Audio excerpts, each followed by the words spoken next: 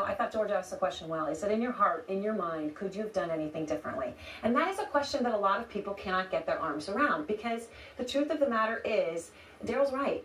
Michael Brown was not armed. And it is hard for people to think in your heart and soul there wasn't a way to prevent the death of someone who was unarmed. Well, you know, I think people who are familiar with these kinds of encounters between police and suspects in robbery cases, bear in mind that just less than 10 minutes before encountering Wilson, Michael Brown had committed a strong-arm robbery in a convenience store. You see a picture of him grabbing the owner by the neck and throwing him back against the wall. He's then in this encounter with the police officer, and what happens in the encounter? He punches him in the face, reaches into the cruiser, tries to get the cop's gun. Now, this, of course, is Darren Wilson's story. Well, it's Dorian Johnson, who was with him, who said he did not punch him in the face. Yeah, I'm just saying there are other accounts who say that the accounts were split. No, they're not on an equal basis anymore, because the grand jury heard the evidence and decided in favor of Officer Wilson. And if I could just continue for 1 second. Yeah.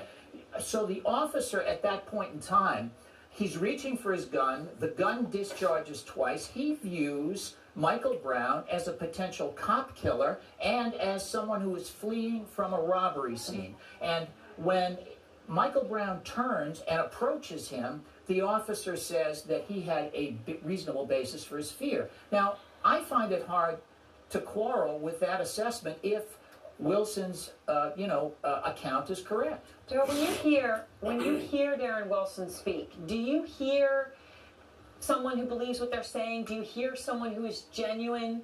Do you hear that, or do you hear someone that you believe is lying?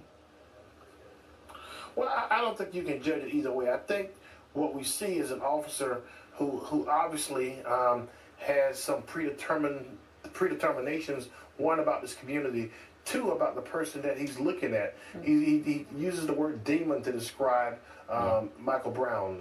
Those are not good terms when you start talking about a life there. And when he took this life, he said, I killed somebody. Well, I think when you take a life, you say, oh my God, I just ended someone's life. No, I just shot somebody. I just don't think that we take time when somebody is trying to get our gun and kill us to use the proper, polite description. If he said it looked like a demon, that the situation created a demon-like atmosphere, I can understand why somebody might say that. I mean, I guess, of course, they weren't. Well, but hold on, Paul. Wait a second. Wait a second. This guy is far away from you, yet you continue to shoot at him. Shot is fired. But that's no threat, Paul. The threat is absolved if he's 50 feet away. 12 shots, so let's just he weighs, Michael Brown weighs 300 pounds. If he gets on top of Wilson and he gets the gun, what's going to happen then?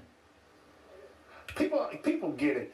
The threat was not real. This officer should not have been in fear. His so-called threat was unreasonable, and he did not have to take the action that he took to take Michael Brown's life, without question. I'm betting that's why people are outraged. I'm betting, Darryl, if you were representing a client who had a man coming at him weighing 300 pounds and was about to jump on him, and your client acted in self-defense, I bet you'd be singing a different tune here.